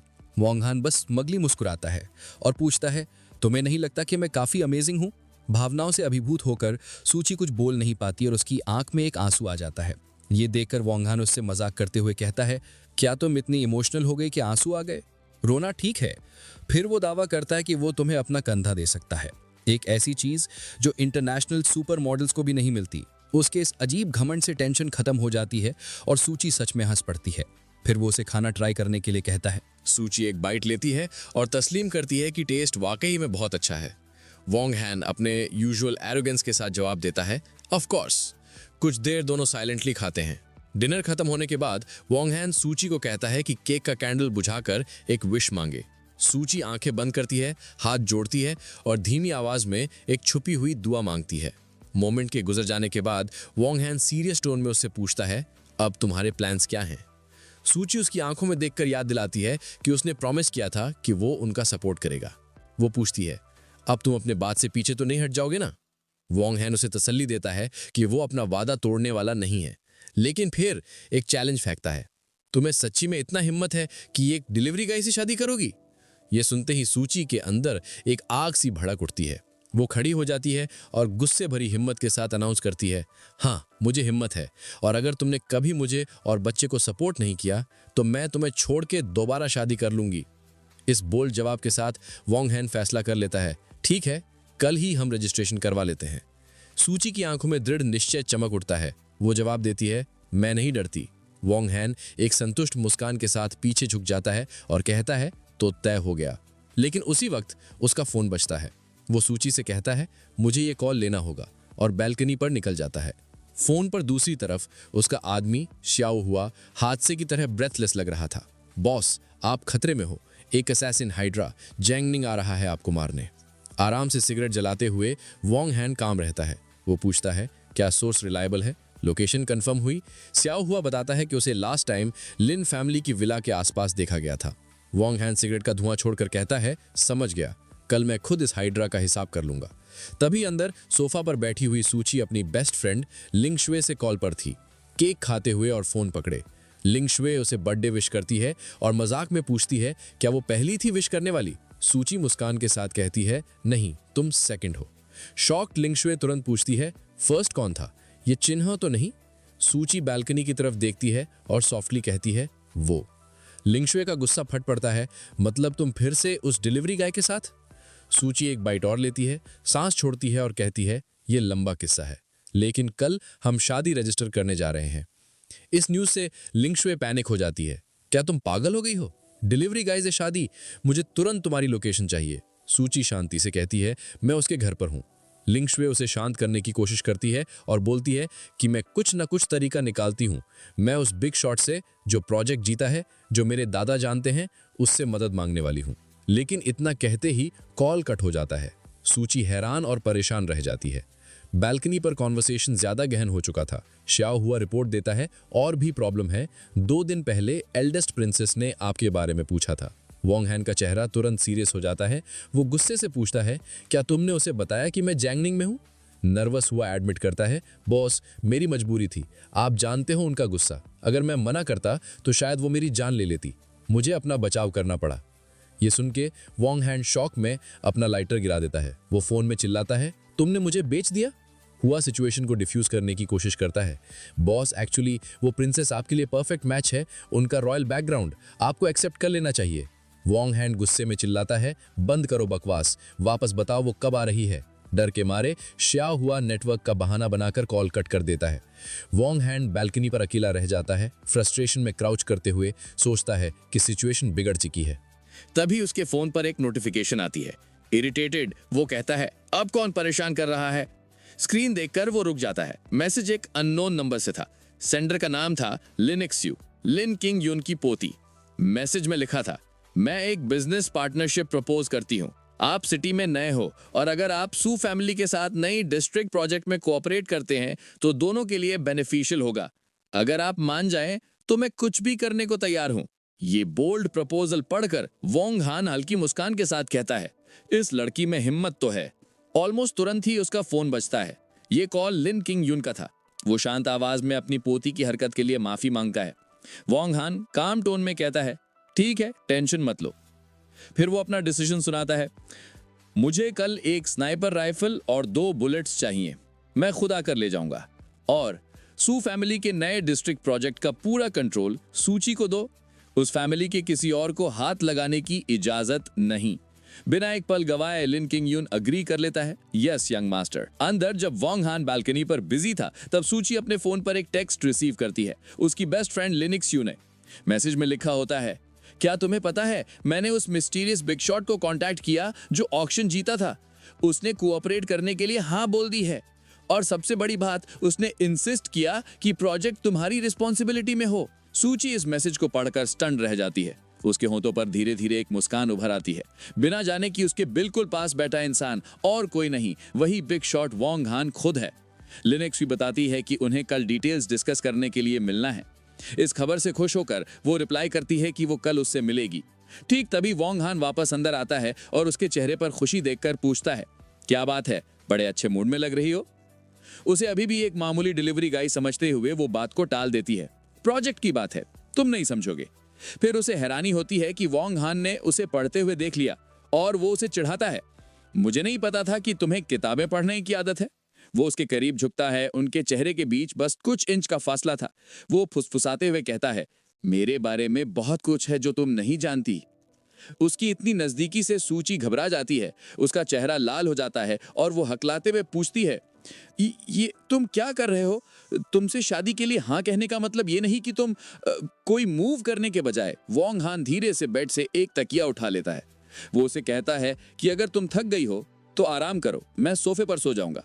जाते जाते वो कैजुअली कहता है, वैसे बेड पर पड़ना प्रेग्नेंट औरतों के लिए अच्छा नहीं होता, जिससे सूची शर्म से लाल हो जाती है और कुछ बोल नहीं पाती। वापस लेटकर वो शर्मिंदा होती है, ये सोचते हुए कि उसे सच में लगा था कि वो कुछ करने वाला है। अगली सुबह होती है। अपार्टमेंट की बालकनी पर वोंग हान एक कठिन वर्कआउट कर रहा था, एक हाथ से हैंडस्टैंड पुशअप्स। पजामे में सूची बाहर आती है और उसे देखती है। मुस्कुराते हुए वो मजाक में पूछती है, क्या तुम टोड स्टाइल की प्रैक्टिस कर रहे हो? वो आराम से नीचे उतरता है और उसे ठीक करता है। इसे ड्रैगन कॉइलिंग हैंड कहते हैं, एक नाम जो उसने कभी नहीं सुना था। वो बताता है कि ये कोई दिखावे वाला मार्शल आर्ट नहीं, बल्कि असलियत में एक किलिंग टेक्निक है और कुछ तेज मूवमेंट्स करके दिखाता है। क्यूरियस होकर सूची पूछती है, एक मामूली डिलीवरी गाय को इतनी खतरनाक चीज सीखने की क्या जरूरत है? वोंग हान रुकता है और उसे देखता है, अपने पिता की दी हुई सीख बताते हुए, मार्शल आर्ट्स का इस्तेमाल झगड़े रोकने और अपने परिवार को बचाने के लिए करो। सूची प्रभावित होती है और मानती है कि उसके पिता के शब्द बहुत समझदारी भरे थे। टॉपिक बदलते हुए वोंग हान कहता है कि उसने नाश्ता बना दिया है और उसके लिए टॉयलेटरीज भी तैयार कर दी हैं। इस बात से खुश होकर वो कहती है, मुझे कभी नहीं लगा था कि तुम जैसा बड़ा सा आदमी इतना थॉटफुल हो सकता है।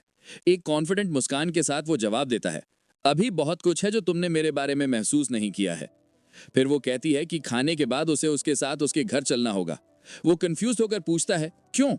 वो बताती है, हमें मेरी हाउस होल्ड रजिस्ट्रेशन बुक चाहिए, वरना हम शादी रजिस्टर नहीं कर सकते।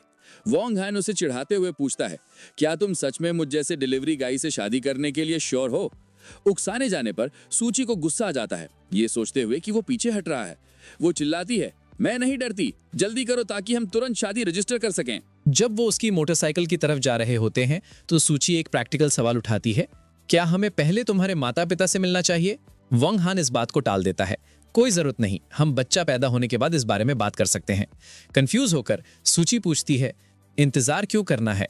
एक शातिर मुस्कान के साथ वोंग हान बताता है, मुझे डर है कि मेरी फैमिली तुम्हें पसंद नहीं करेगी। जब बच्चा पैदा हो जाएगा तो मेरी फैमिली को मजबूरन इस सिचुएशन को एक्सेप्ट करना पड़ेगा। ये सुनकर सूची अपनी कमर पर हाथ रखती है और ताना मारते हुए पूछती है, तो क्या तुम कहना चाहते हो कि तुम मेरे घर जमाई बन रहे हो? वो उसे ऊपर से नीचे तक देखता है और उसके लुक्स, फिगर और टेम्परामेंट की तारीफ करता है, लेकिन फिर कहता है, पर तुम्हारा फैमिली बैकग्राउंड थोड़ा कम है। ऑफेंड होकर वो पूछती है, तो तुम सोचते हो कि तुम मेरे लिए काफी से ज्यादा अच्छे हो?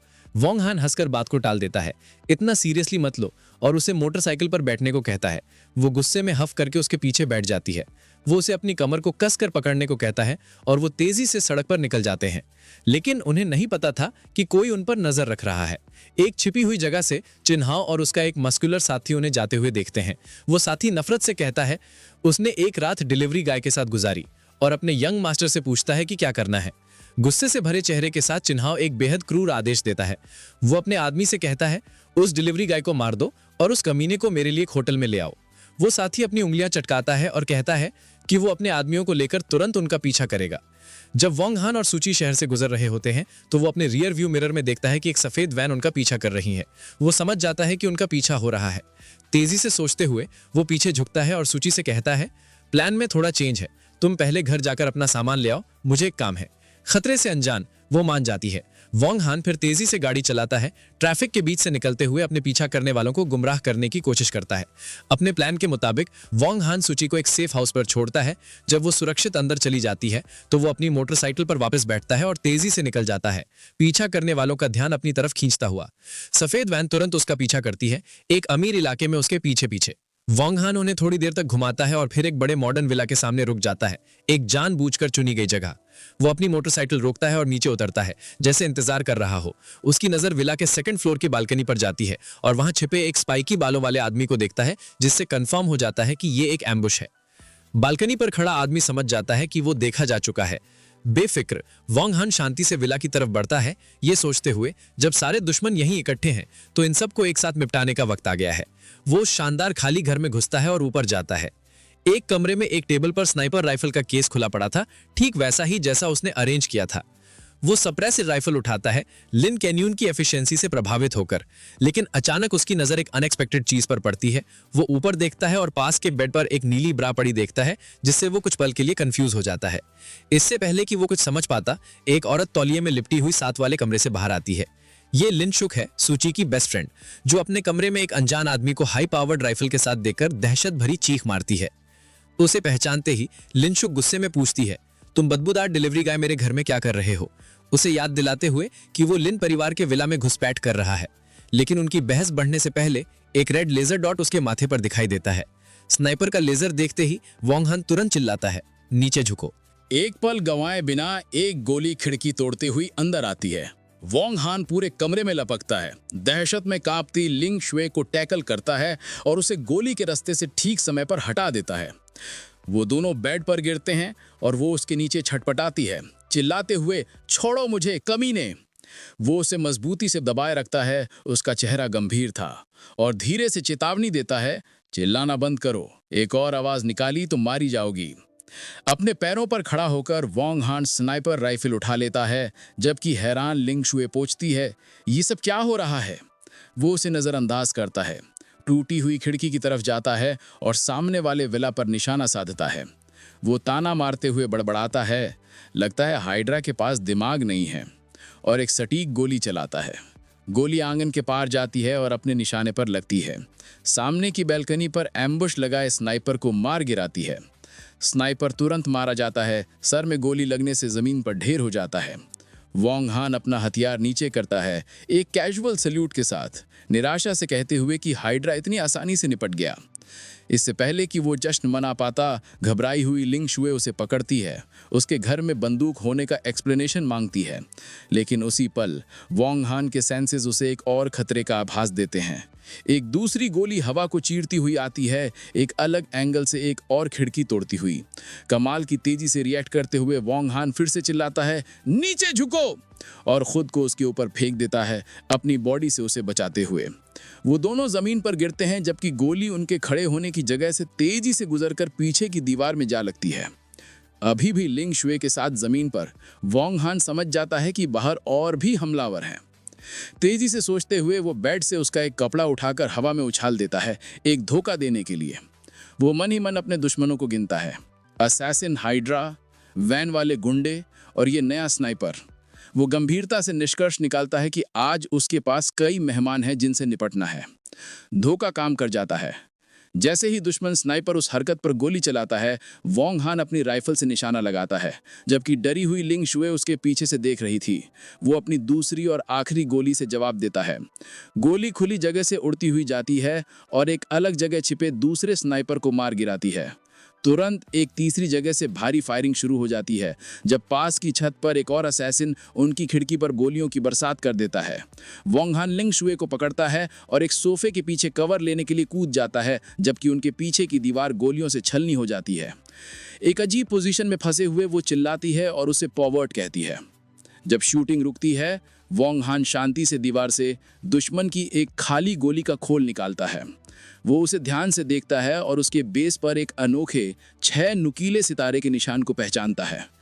वो उसे एरीज नाम के एक बदनाम ईस्टर्न यूरोपियन असैसिन ऑर्गेनाइजेशन का एक खास वॉर हेड बताता है। वो हिली हुई लिंग शुए की तरफ मुड़ता है और पूछता है, तुमने कब इतने खतरनाक लोगों से पंगा ले लिया? वो बस हकलाते हुए कह पाती है कि उसे नहीं पता। उसी पल वोंग हान अपनी खाली राइफल को देखता है और खुद को लापरवाही के लिए कोसता है। उसने सिर्फ 2 गोलियां मांगी थीं और अब उसके पास एम्यूनिशन नहीं था। वो घुटनों के बल बैठता है, ये सोचते हुए कि अब क्या करे जब वो निहत्था है और घिरा हुआ है। अचानक लिंग शुए को कुछ याद आता है। वो वोंग हान को बताती है कि शायद वो जानती है कि इस हमले के पीछे कौन है। उसे याद है कि कुछ समय पहले एक ईस्टर्न यूरोपियन बॉस ने उसकी कंपनी से रिसर्च टेक्नोलॉजी खरीदने की कोशिश की थी, लेकिन उसने उसका ऑफर ठुकरा दिया था। इस खुलासे से प्रोफेशनल असैसिन्स के उसे मारने के पीछे का एक साफ मकसद मिल जाता है। जब गोलियों की बारिश जारी रहती है, वोंग हान की आंखें सिकुड़ जाती हैं। वो तेजी से लिंग शुए का सर नीचे दबाता है, चिल्लाते हुए, ध्यान से! जबकि एक और गोली उनके पास से गुजर जाती है। सोफे के पीछे फंसे हुए वो मलबे के बीच बैठे गोलाबारी रुकने का इंतजार करते हैं। कोई एम्यूनिशन ना होने के कारण वोंग हान को एक नया प्लान चाहिए था। उसकी नज़र जमीन पर पड़े टूटे हुए ग्लास के टुकड़ों पर पड़ती है। एक हताश कदम उठाने का फैसला करते हुए वो ग्लास का एक तेज टुकड़ा उठाता है। गोलाबारी में एक पल के आराम का फायदा उठाते हुए वो अपने पैरों पर कूदता है और कमाल की तेजी से उस ग्लास के टुकड़े को एक फेंकने वाले चाकू की तरह आखिरी स्नाइपर की पोजीशन की तरफ फेंक देता है। वो मेकशिफ्ट हथियार अपने निशाने पर लगता है और असैसिन दर्द से चिल्ला उठता है। आखिरी स्नाइपर के गिरते ही तुरंत खतरा टल जाता है। वोंग हान खड़ा होता है और लिंग शुए से कहता है, अब तुम उठ सकती हो, सब सेफ है। आखिरकार उठकर वो उसे शक की निगाह से देखती है और सीधे उससे पूछती है, तुम्हारा डिलीवरी बॉय का काम जरूर एक कवर है, सच सच बताओ, तुम आखिर हो कौन? वोंग हान ठंडे अंदाज में उसके सवाल को टाल देता है, तुम्हें मेरी पहचान जानने की जरूरत नहीं है।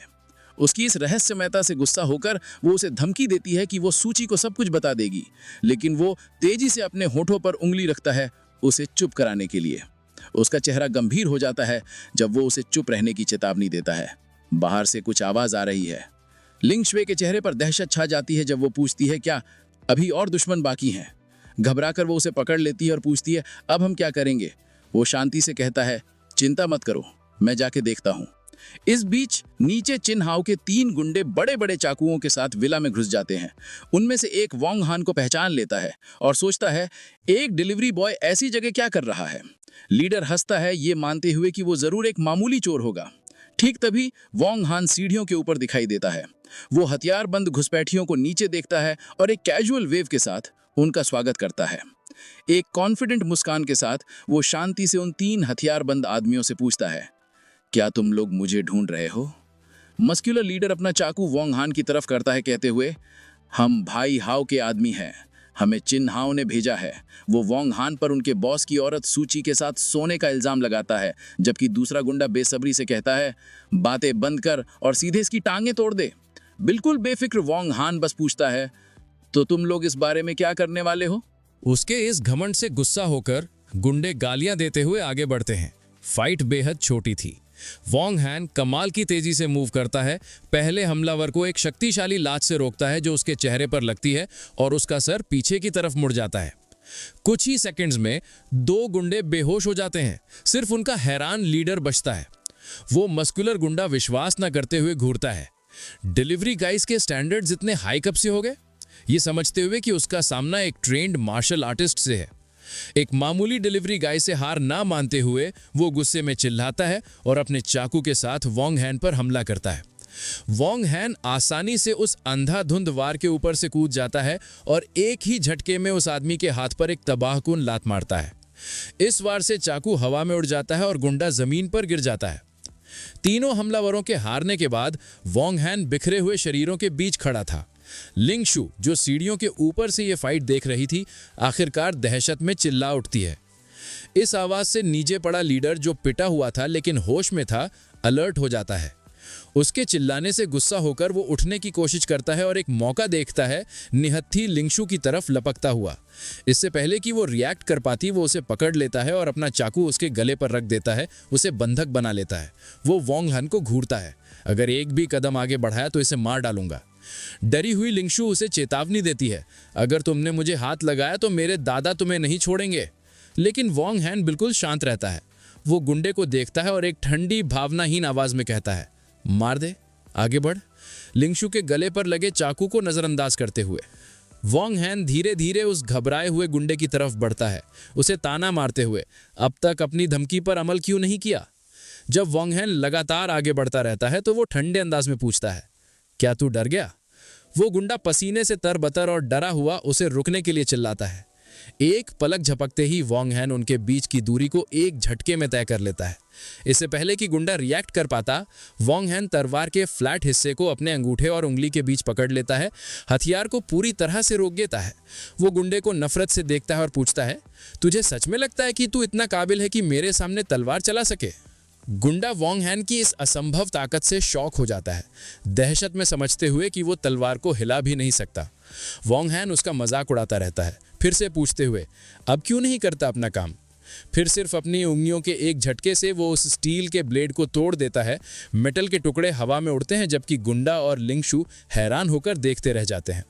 इससे पहले कि गुंडा संभल पाता, वॉन्ग हैन उसे गले से पकड़ता है, उसे जमीन से ऊपर उठा लेता है और पूछता है, तो जैसा सड़ा हुआ झींगा मेरे सामने लड़ने के लायक भी है क्या? दम घुटने से गुंडा खुद को बचाने के लिए कहता है कि वो शक्तिशाली ब्लैक ड्रैगन सोसाइटी का मेंबर है। वॉन्ग हैन इससे बिल्कुल भी प्रभावित नहीं होता और उसे टालते हुए पूछता है, तो क्या? और उस आदमी का सर जमीन पर पटक देता है, उसे बेहोश कर देता है। लेकिन गुंडा अचानक होश में आता है और एक नई चाल चलता है। वो उठकर गिड़गिड़ाने लगता है, वॉन्ग हैन से कहते हुए कि वो अपराध के रास्ते पर ना जाए। इस अजीब अपील का कोई असर नहीं होता। वॉन्ग हैन उस आदमी के चेहरे पर एक बेहद क्रूर लात मारता है, जिससे वो दर्द से चिल्ला उठता है और उसके मुंह से खून निकलता है। पूरी तरह से टूटा हुआ गुंडा दया की भीख मांगता है। वो वॉन्ग हैन से रुकने की मिन्नत करता है, एक झूठी कहानी बनाते हुए कि उसकी 80 साल की मां है। आखिरी उम्मीद भरी कोशिश में वो वॉन्ग हैन को बताता है कि उसके पास एक जरूरी जानकारी है। उसके ऊपर खड़े होकर वॉन्ग हैन उस पिटे हुए गुंडे को उसके आखिरी शब्दों के लिए 3 सेकंड देता है। वो आदमी तेजी से अपनी जरूरी जानकारी बताता है। ब्रदर हाउ, चिन हाउ सूची को ढूंढने चले गए हैं और अगर तुम जल्दी नहीं गए तो बहुत देर हो जाएगी। ये खबर वॉन्ग हैन को हिलाकर रख देती है। गुस्से में कि गुंडे ने उसे ये जरूरी जानकारी पहले क्यों नहीं बताई, वो एक आखिरी जोरदार लात मारता है, उसे पूरी तरह से बेहोश कर देता है। ठीक तभी उन्हें दरवाजे पर जोर से खटखटाने की आवाज आती है। बाहर से आवाज आती है, हम पुलिस हैं। ये समझते हुए कि उसे तुरंत निकलना होगा, वॉन्ग हैन लिंगशु से कहता है, मैं सूची को ढूंढने जा रहा हूं, ये सिचुएशन मैं तुम्हारे हवाले कर रहा हूं। वो उसे एक आखिरी इंस्ट्रक्शन देता है, किसी को मत बताना कि मैं यहां था। जब वो भाग के जा रहा होता है तो वो कहती है, जाओ, उसे विश्वास दिलाते हुए कि उसे पता है क्या कहना है। एक पल बाद 2 पुलिस ऑफिसर विला में घुस जाते हैं। लीड ऑफिसर लिंगशु को अपना बैज दिखाता है और पूछता है कि क्या हुआ। जब 2 पुलिस कार बाहर आकर रुक जाती हैं तो वो बताना शुरू करती है कि वो नहा रही थी जब 3 आदमी चाकुओं के साथ अंदर घुस आए। उसके बयान के बाद पुलिस तीनों बेहोश गुंडों को अरेस्ट कर लेती है। एक ऑफिसर अपने कैप्टन को रिपोर्ट करता है कि उन्हें सामने वाले विला में 2 लाशें मिली हैं, वो स्नाइपर्स जिन्हें वॉन्ग हैन ने मारा था, और कि वो मामूली लोग नहीं लग रहे हैं। शॉक होकर कैप्टन अपने आदमियों को सबको और सब कुछ स्टेशन ले जाने का आदेश देता है। इस बीच सूची एक बेडरूम में गुस्से से भरे चिन्हाओं से घिरी हुई थी। वो अपने शैतानी इरादे जाहिर करता है, उसे उस समय की याद दिलाने के बाद जब उसने उसकी ड्रिंक में नशा मिलाया था, और डींग हाँकते हुए कहता है कि अब वो उस पर जबरदस्ती करेगा। डरी हुई सूची उसे बाहर निकलने को कहती है, लेकिन वो और गुस्सा हो जाता है। वो हंसते हुए कहता है, मैंने उस डिलीवरी गाय को मारने के लिए आदमी भेज दिए हैं, और जब वो अपना काम खत्म कर लेंगे तो वो उसके सामने सूची के साथ जबरदस्ती करेगा। आखिरी हमले की तैयारी करते हुए वो कसम खाता है, मैं आज तुम्हारे साथ खेल कर तुम्हें मार डालूंगा। चिन्हाओ छटपटाती हुई सूची को बेड पर दबोच रहा था। वो उससे छोड़ने की गुहार लगाती है, लेकिन वो ताना मारता है, जितना चिल्लाना है चिल्ला लो, क्योंकि कोई तुम्हें बचाने नहीं आएगा। वो एक शैतानी मुस्कान के साथ कहता है कि डिलीवरी गाय अपने ही मसलों में उलझा हुआ है और आज वो उसकी इज्जत लूटेगा। जैसे ही वो झुकता है, एक जोरदार थप्पड़ उसके चेहरे पर पड़ता है, जिससे उसका एक दांत फूटकर हवा में उछल गया। चिन्हाओ लुढ़कता हुआ कमरे के दूसरे कोने में जा गिरा। दरवाजे पर वॉन्ग हान खड़ा था, जो गिरे हुए चिन्हाओं को देखकर ठंडे अंदाज में कहता है, लगता है तू जीने से उब गया है, जो तूने मेरी औरत पर हाथ डालने की हिम्मत की। अपने घुटनों के बल उठकर और अपने सूजे हुए चेहरे को पकड़कर चिन्हाओ गुस्से में पूछता है, डिलीवरी गाय, तू जानता है मेरा बाप कौन है? इस बात से बेपरवाह वॉन्ग हान कहता है, तेरा बाप कोई भी हो, उसे तेरे जैसे बेटे की हरकतों की कीमत चुकानी पड़ेगी। गुस्से में चिन्हाओ उठता है और चिल्लाते हुए कहता है, मेरा बाप चिन गैंग है, जैंगनिंग शहर का सबसे अमीर आदमी, उसके खिलाफ जाना मौत को बुलावा देना है। फिर वो हमला करने के लिए आगे बढ़ता है। वॉन्ग हान आसानी से उस अनाड़ी हमले से बच जाता है और एक जोरदार लात मारता है, उसे लूजर कहकर खारिज कर देता है। इस वार से चिन्हाओ उड़ता हुआ एक फर्नीचर से टकराता है और पूरी तरह बेहोश हो जाता है। वॉन्ग हान फिर सहमी हुई सूची की तरफ मुड़ता है और नरमी से कहता है, डरो मत, सब खत्म हो गया है। वो उसे एक सुरक्षात्मक एहसास के साथ गले लगा लेता है, जबकि वो कहती है कि वो कितनी खुश है कि वो आ गया। वो उसे अपने पास रखता है और विश्वास दिलाता है, जब तक मैं तुम्हारे साथ हूं कोई भी तुम्हें दोबारा हाथ लगाने की हिम्मत नहीं करेगा। इस बीच पिटा हुआ चिन्हाव मुश्किल से उठता है और कमरे से बाहर लड़खड़ाता हुआ निकल जाता है और एक आखिरी धमकी बुदबुदाता है, बस इंतजार करो बदबूदार डिलीवरी गाय। जब तुरंत का खतरा टल जाता है तो सूची वोंग हान को देखती है और पूछती है, टाइम क्या हुआ है? कंफ्यूज होकर वो पूछता है, क्या हुआ? वो बताती है कि वो अपनी कंपनी में एक जरूरी मीटिंग के बारे में भूल ही गई थी और पूछती है कि क्या वो उसके साथ चलेगा। एक गर्मजोशी भरी मुस्कान के साथ वोंग हान बिना हिचकिचाए हाँ कह देता है, मैं तुम्हारे साथ कहीं भी चलूंगा। सूची और वोंग हान एक लाल स्पोर्ट्स कार में एक बड़ी मॉडर्न कॉर्पोरेट बिल्डिंग पर पहुंचते हैं। जैसे ही वो बाहर निकलते हैं एक आदमी सूची का अभिवादन करता है, प्रेसिडेंट लियू पहले से ही कॉन्फ्रेंस रूम में आपका इंतजार कर रही हैं। वो अंदर जाते हैं और सूची देर से आने के लिए एक बिजनेस सूट पहनी हुई महिला से माफी मांगती है। वो महिला प्रेसिडेंट लियू और कोई नहीं बल्कि वोंग हान की असिस्टेंट लियू यूए थी। वो उसे देखकर चौंक जाती है और लगभग उसे यंग मास्टर कहने ही वाली थी, लेकिन वोंग हान तेजी से एक इशारे से उसे रोक देता है। तेजी से सोचते हुए वो उसके कंधे पर हाथ रखता है और ऐसे प्रिटेंड करता है जैसे वे पुराने क्लासमेट्स हों। इससे सूची हैरान रह जाती है, जिसे विश्वास नहीं हो रहा था कि वोंग हान और शक्तिशाली प्रेसिडेंट लियू एक दूसरे को जानते हैं। सूची इस इत्तेफाक पर कमेंट करती है और लियू यूए घबराहट में हाँ कहती है। जब सब बैठ जाते हैं लियू यूए काम शुरू करने के लिए तैयार है और सूची शुरू करने के लिए सहमत हो जाती है, लेकिन जैसे ही वो शुरू करने वाले होते हैं दरवाजा जोर से खुलता है। सूची के दादा, उसके पिता और सू परिवार के 2 और आदमी अंदर आते हैं, प्रेसिडेंट लियू की चापलूसी करते हुए, और कहते हैं कि वो कितने सम्मानित महसूस कर रहे हैं। वो जोर देते हैं कि इतने जरूरी प्रोजेक्ट के लिए वो लापरवाही नहीं कर सकते। चौंकी हुई सूची अपने दादा से पूछती है कि वो यहाँ क्यों है और लियू यूए अदब से उनका अभिवादन करती है। दादा बताते हैं कि वो नए डिस्ट्रिक्ट प्रोजेक्ट को लेकर इतने एक्साइटेड थे कि वो सीधे यहाँ चले आए। उनका दोस्ताना बर्ताव तब गायब हो जाता है जब उनकी नज़र वोंग हान पर पड़ती है। वो गुस्से में सूची से पूछते हैं, तुम इतनी ज़रूरी मीटिंग में एक बाहर वाले को क्यों लाई हो? सूची अपनी बात पर अडिग रहती है, अपने दादा को याद दिलाते हुए, क्योंकि मैं इस प्रोजेक्ट की इंचार्ज हूँ तो ये मेरा हक है कि मैं किसे साथ लाऊं। इससे उसके पिता सू जानविये गुस्से में हो जाते हैं, जो उस पर चिल्लाते हैं, कब से तुम कंपनी के लिए बोलने लगी हो? वो उसे नीचा दिखाते हुए कहते हैं, तुम्हारे पास कोई क्वालिफिकेशन नहीं है, अपनी सीट अपने भाई के लिए छोड़ दो और जाओ प्रेसिडेंट लियू के लिए पानी लेकर आओ। आखिर में एक और आदमी सूची का अंकल सू जियानझांग आखिरी वार करता है। वो घमंड से सूची से कहता है, अब से कंपनी के सारे मामले सूले को सौंप दिए जाने चाहिए। तुम्हारी शादी जल्द ही होने वाली है, अपनी जगह समझो। जब सू परिवार सूची को किनारे करने की कोशिश करता है, वोंग हान आखिरकार बोलता है। अपने हाथ सीने पर बांधे और एक तेज नजर के साथ वो उनसे पूछता है, तुम लोग समझते क्या हो खुद को? ये प्रोजेक्ट शुरू में सूची को दिया गया था, आप लोग उससे उसका हक नहीं छीन सकते। इससे सूची के दादा गुस्सा हो जाते हैं, जो वोंग हान पर चिल्लाते हैं, चुप रहो, तुम्हें यहाँ बोलने का कोई हक नहीं है। सू ले भी एक घमंडी मुस्कान के साथ शामिल हो जाता है, सूची का मजाक उड़ाते हुए कि उसका बॉयफ्रेंड एक डिलीवरी गाय है। फिर वो अपने दादा को बताता है, मैंने सुना है कि वो इस आदमी के बच्चे की माँ भी बनने वाली है। ये खुलासा दादा को गुस्से से भर देता है। वो वोंग हान की तरफ इशारा करते हैं और सूची को आदेश देते हैं कि इस घटिया कचरे को तुरंत बाहर निकालो, ऐलान करते हुए कि वो और उसका कुत्ता कंपनी से बैंड है। सूची वोंग हान के बचाव में कूदती है, ये कहते हुए, इससे फर्क नहीं पड़ता कि वो क्या करता है, क्योंकि वो ईमानदारी से पैसे कमाता है और आपको उनका अपमान करने का कोई हक नहीं है। उसका विरोध उस बुजुर्ग आदमी को और गुस्सा दिलाता है। ये देखते हुए कि सिचुएशन बिगड़ रही है, वोंग हान सूची के साथ जाने के लिए उठता है। वो अपने परिवार से कहता है, तुम लोग बेशर्म हो, और अपनी शर्त दोहराता है, ये प्रोजेक्ट सिर्फ सूची ही हैंडल करेगी। दादा उससे भिड़ जाते हैं, एक मामूली डिलीवरी गाय को डिमांड रखने का क्या हक है? जवाब देने के बजाय वोंग हान घबराई हुई लियू की तरफ मुड़ता है। वो उसे आराम से ओल्ड क्लासमेट कहता है और उसे एक एहसान करने को कहता है। वो कहता है, सूची मेरी मंगेतर है और ये प्रोजेक्ट सिर्फ उसे ही दिया जाना चाहिए। उसकी कमांडिंग नजरों के दबाव में लियू यूए ना कहते हुए भी मान जाती है। सूले चौंक जाता है और बहस करने की कोशिश करता है, प्रेसिडेंट लियू को बताते हुए कि सूची गैर जिम्मेदार है और कंपनी के बारे में कुछ नहीं जानती। जोर देकर कहते हैं कि वो एक बेहतर विकल्प होगा, लेकिन लियू यूए वोंग हान के आदेशों का पालन करते हुए उसे नजरअंदाज करती है और सीधे दादा से बात करती है। वो कहती है कि उसकी कंपनी सिर्फ सूची के साथ काम करेगी। अगर सू परिवार सहमत नहीं हो सकता तो हम कोई और पार्टनर ढूंढ लेंगे। दादा हैरान रह जाते हैं और उसके बॉस से बात करने की मांग करते हैं। लियू यूए एक आखिरी और सबसे करारी चोट करती है। वो उन्हें बताती है कि उसके पास पूरा अधिकार है और वो परिवार के मुखिया उसके बॉस से मिलने के लायक नहीं है। ये कठोर शब्द उस बुजुर्ग आदमी को पसीने से तरबतर कर देते हैं और वो बिल्कुल चुप हो जाता है। अपने परिवार के सामने पूरी तरह से हारा और अपमानित महसूस करता है। पूरी तरह से हारकर सूची के अंकल सू जियानझांग तेजी से अपना सुर बदलते हैं। वो प्रेसिडेंट लियू से कहते हैं गुस्सा मत होइए, और उन्हें विश्वास दिलाते हैं कि वो उनकी मांगे पूरी करेंगे, सूची को इंचार्ज बनाने के लिए सहमत होते हुए। उसके ससुर भी सहमत होते हैं, कहते हैं जब तक हमें पार्टनरशिप मिलती है तो ठीक है, अगर सूची ही इसे करें। संतुष्ट होकर लियू युए कहती है कि वो आज ही कॉन्ट्रैक्ट साइन करेंगे।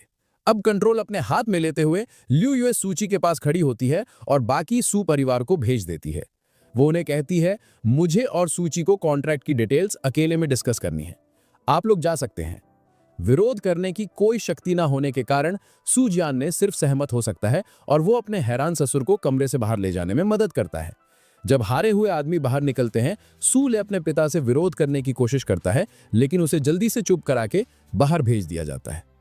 जब वो चले जाते हैं, वोंग हान दरवाजे को बंद होते हुए एक मुस्कान के साथ देखता है, सोचते हुए क्या जोकर्स हैं ये लोग, खुद चलकर अपनी बेइज्जती करवाने आए थे।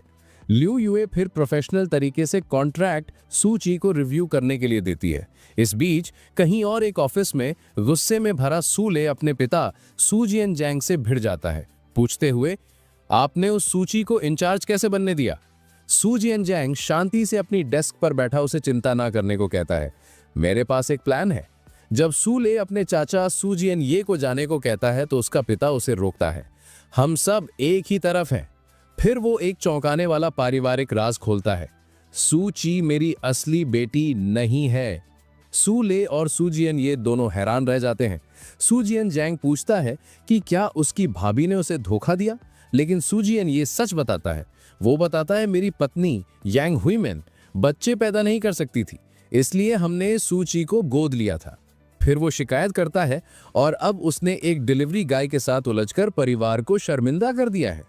सोच में डूबा सू जियानझांग पूछता है, सूची के असली माता पिता कौन हैं? सू जियानये इस सवाल को टाल देता है, मुझे नहीं पता, शायद वो मर चुके हैं, उसके पास बस एक बेकार जेड पेंडेंट था। बेसब्र सूले बीच में बोलता है, अपने पिता का प्लान सुनने के लिए उत्सुक। एक शैतानी मुस्कान के साथ सू जियानझांग अपनी स्कीम बताता है। वो कहता है अभी इंतजार करो और सूची को प्रोजेक्ट संभालने दो, जब वो सारी मेहनत कर लेगी तो मेरे पास उससे वो छीनने का एक तरीका है। प्लॉट को समझते हुए सूले के चेहरे पर एक कॉन्फिडेंट शातिर मुस्कान आ जाती है। सूट पहने और हाथ में सिगरेट लिए वोंग हान ड्यूटी पर खड़े 2 सिक्योरिटी गार्ड्स के पास जाता है और लाइट मांगता है। एक भारी भरकम गार्ड उसे लाइटर देता है। वोंग हान के फॉर्मल कपड़े देखकर गार्ड सोचता है कि वो इंटरव्यू के लिए आया है, पर वोंग हान मना कर देता है। जिज्ञासा से गार्ड पूछता है, तो फिर तुम यहाँ क्या कर रहे हो? बहुत आराम से वोंग हान बताता है कि वो एक डिलीवरी गाय है। ये सुनकर दोनों गार्ड जोर से हंस पड़ते हैं। उनमें से एक मजाक करता है, डिलीवरी गाय और सिक्योरिटी गार्ड्स तो उम्र भर के दुश्मन होते हैं। वोंग हान हल्का हंसता है, लेकिन फिर देखता है कि दोनों गार्ड्स अचानक गंभीर होकर सीधे खड़े हो गए हैं। वो पूछता है, क्या हो रहा है? अचानक गार्ड सख्त मुद्रा में खड़े हो जाते हैं। एक दूसरे से कहता है, प्रेसिडेंट सू आ गई है। भारी भरकम गार्ड प्रशंसा से समझाता है कि प्रेसिडेंट सू कंपनी की सबसे सुंदर महिला है और उन्हें रोज देखना उसे काम करने की प्रेरणा देता है। वोंग हान उन पर हंसता है कि वे एक औरत के लिए इतना उत्साहित हो रहे हैं। नाराज गार्ड उसे कहता है, इतना ऊंचा मत बन, याद रख कि एक डिलीवरी गाय होकर तो हमसे बेहतर नहीं है। उसी समय एक शालीन सूकी वहां आती है। दोनों गार्ड जोश और सम्मान से उन्हें प्रेसिडेंट सू कहकर नमस्ते करते हैं। सूकी उनकी मेहनत को सराहती है और कहती है कि वो अपनी कार लेने जा रही है। जब सूकी अपनी लाल स्पोर्ट्स कार की ओर बढ़ती है तो भारी भरकम गार्ड बहुत खुश होता है और अपने साथी से शेखी मारता है कि प्रेसिडेंट सू ने उससे बात की। वोंग हान ये देखकर पूछता है, क्या इतनी बड़ी प्रतिक्रिया जरूरी है? गार्ड वोंग हान के पास आकर उसके कंधे पर हाथ रखता है और सलाह देता है, डिलीवरी गाय होते हुए भी सपने देखना जरूरी है। तभी सूकी अपनी चमकदार लाल स्पोर्ट्स कार में उनके पास आकर रुकती है। ड्राइवर सीट से वो वोंग हान को देखकर कहती है, अंदर बैठो। वोंग हान एक मुस्कान के साथ गार्ड्स को अलविदा कहता है और उन्हें याद रखने और बाद में मिलने का वादा करता है। फिर वो लग्जरी कार की पैसेंजर सीट में बैठ जाता है। दोनों गार्ड्स बिल्कुल जमे रह जाते हैं। वे हैरानी से देखते रह जाते हैं कि जिस साधारण डिलीवरी गाय पर वे अभी तरस खा रहे थे, वही उनकी खूबसूरत और पहुंच से बाहर बॉस के साथ चला गया। ड्राइव करते समय वोंग हान सूकी के खुश चेहरे को देखकर कहता है, लगता है सब कुछ अच्छा हुआ। सूकी मानती है और बताती है कि यह उसकी दोस्त लिन सूफू की मदद से हुआ, जिसने न्यू डिस्ट्रिक्ट प्रोजेक्ट के पीछे वाले रहस्यमयी बिग बॉस को ढूंढ लिया। वो आगे कहती है कि वो इस इंसान को सामने से धन्यवाद देना चाहती है। मजाक में वोंग हान कहता है, उसे जरूर धन्यवाद देना चाहिए। फिर वो विषय बदलते हुए बताता है कि उसने सिविल अफेयर्स ब्यूरो से बात कर ली है और वे अगली सुबह उनका मैरिज रजिस्टर कर देंगे। सूकी शांति से योजना मान लेती है, लेकिन अपनी शर्तें रखती है। वो कहती है कि उसे केवल मैरिज सर्टिफिकेट चाहिए ताकि उनके बच्चे को पिता का नाम मिले, और बच्चे के जन्म के बाद वो हर महीने 300 युआन देगी। चौंक कर वोंगहान पूछता है, क्या तुम मुझे पेड कंपेनियन बनाना चाहती हो? सूकी कहती है, तुम जो चाहो सोच सकते हो। आत्मविश्वास से मुस्कुराते हुए वोंगहान हाथ बांध कर कहता है, अगर तुम सच में मुझे रखना चाहती हो तो 300 बहुत कम है। उसका जवाब सुनकर सूकी गुस्से में आ जाती है। वो कहती है, ज्यादा मत बढ़ो, एक डिलीवरी गाय महीने में कितना कमा सकता है? 300 काफी है। गुस्से में वो एक्सेलरेटर पर जोर देती है और लाल स्पोर्ट्स कार शहर की सड़क पर तेज दौड़ने लगती है। जल्दी ही वे एक महंगे और आधुनिक रेजिडेंशियल कॉम्प्लेक्स के गेट पर पहुंचते हैं। गाड़ी पार्क करने के बाद वोंगहान उतर के दरवाजे से टेक कर सूकी को चढ़ाते हुए कहता है, लगता है तुम्हें रास्ता अच्छे से पता है और तुमने मेरे घर का रास्ता याद कर लिया है। परेशान होकर वो जवाब देती है, जीपीएस हो तो कहीं भी जाया जा सकता है। कॉम्प्लेक्स के अंदर चलते समय वोंगहान का फोन बजने लगता है। वो सूकी से कहता है, थोड़ा रुको, मुझे कॉल उठानी है। वोंगहान आराम से कॉल उठाकर बूढ़े आदमी से पूछता है, क्या हो रहा है? सामने वाला बताता है कि एक शिपमेंट को ब्लैक ड्रैगन सोसाइटी ने पकड़ लिया है और उसे ये मामला संभालना होगा। वो ये भी बताता है कि समस्या हल करने के लिए एक कार्ड उसके दरवाजे पर छोड़ा गया है। वोंगहान आत्मविश्वास से मान लेता है और वादा करता है कि अगले दिन दोपहर तक सब ठीक कर देगा। फिर कॉलर अचानक विषय बदलता है और पूछता है, क्या तुम सच में शादी कर रहे हो? ये सुनकर वोंगहान चौंक जाता है और गुस्से में पूछता है, ये बात किसने बताई? बूढ़ा आदमी बताता है कि लिंकिंग यूनियन ने कहा है और आरोप लगाता है कि वोंगहान बिना इजाजत शादी करने की कोशिश कर रहा है। वो डांटते हुए पूछता है, इतनी अमीर लड़कियों को छोड़कर तुम सू परिवार की छोटी लड़की से क्यों शादी करना चाहते हो? वोंगहान माहौल शांत करने की कोशिश करता है और समझाने लगता है, लेकिन बूढ़ा आदमी बीच में ही काट कर कहता है, कोई स्पष्टीकरण की जरूरत नहीं है। वो एक डरावनी खबर देता है कि उसकी बड़ी बहन अगले दिन खुद उससे सवाल करने आ रही है और उसे तैयार रहना चाहिए। ये सुनकर वोंगहान घबरा जाता है। वो विनती करता है, इतना सख्त मत बनो, क्या मैं उसकी मुलाकात से बच सकता हूं? लेकिन कॉल अचानक खत्म हो जाता है। गुस्से और तनाव में वोंगहान फोन काटता है और बड़बड़ाता है कि वो उस बूढ़े आदमी से बदला लेगा। उसकी बेचैनी देखकर सुखी पास आकर पूछती है, क्या हुआ? वोंगहान जल्दी से अपनी परेशानी छिपाता है और उसे आश्वस्त करता है कि कुछ नहीं हुआ। वो उसके कंधे पर हाथ रखकर कहता है, अब घर चलने का समय है। दोनों उसके अपार्टमेंट तक लौटते हैं और मॉडर्न लिविंग रूम में प्रवेश करते हैं। अंदर आते ही सुखी कॉफी टेबल पर रखा एक सफेद कार्ड देखकर पूछती है, ये क्या है? वोंगहान सामान्य ढंग से बताता है, ये बस किसी और के लिए गिफ्ट कार्ड है। विषय बदलते हुए वो अपनी जैकेट उतारता है और कहता है, शायद तुम्हें भूख लगी होगी, मैं खाना बनाता हूं। सुखी चुपचाप मान जाती है। सुखी सोफे पर बैठती है और वोंगहान की जैकेट पकड़े रहती है। उसके चेहरे पर हल्की सी संतुष्ट मुस्कान आती है, ये सोचते हुए कि घर पर घर संभालने वाला पति जिसकी मदद पत्नी करती है वाकई अच्छा लगता है। किचन की ओर जाते हुए वोंगहान एप्रन पहनकर सुखी से कहता है, सोफे पर बैठो, मैं जल्द ही खाना तैयार कर दूंगा। सुखी उसे धन्यवाद देती है। किचन की ओर जाते हुए वोंगहान मजाक में कहता है, अपनी वाइफ और चाइल्ड के लिए ये कोई मुश्किल काम नहीं है। आखिर मैं घर संभालने वाला पति हूँ जिसकी मदद उसकी पत्नी करती है। यह सुनकर सुखी चुप हो जाती है और हल्की हंसी के साथ सोफे पर बैठ जाती है। अगले दिन दृश्य बदलकर जोंगिंग सिविल अफेयर्स ब्यूरो में आता है। वोंगहान और सुखी इमारत से बाहर निकलते हैं। दोनों के हाथ में लाल मैरिज सर्टिफिकेट है। वोंगहान गर्व से कहता है, अब से मैं आधिकारिक तौर पर एक मैरिड मैन हूँ। सुखी हंसते हुए छेड़ती है, आज का प्लान क्या है? क्या तुम खाना डिलीवर करने जा रहे हो? वोंगहान मजाक में कहता है, अब जब मैं अच्छे कपड़े पहन चुका हूँ तो कुछ यंग लेडीज के साथ बाहर घूमने जाना चाहिए। ये सुनकर सुखी परेशान हो जाती है। वो कहती है, तुम बिल्कुल होपलेस हो, और शिकायत करती है कि शादीशुदा होकर भी उसका गुस्सा वैसा ही है। वो नाराज होकर मुड़ती है और कहती है, जो चाहे करो। जैसे ही वो जाती है, वोंगहान का मजाकिया चेहरा गायब हो जाता है और उसके चेहरे पर गंभीर भाव आ जाते हैं। वो सोचता है, सबसे पहले मुझे वही काम पूरा करना है जो बूढ़े आदमी ने दिया था। उसका मिशन उसे एक बहुत ऊंची इमारत स्काई स्क्रेपर तक ले जाता है जो ब्लैक ड्रैगन ग्रुप का मुख्यालय है।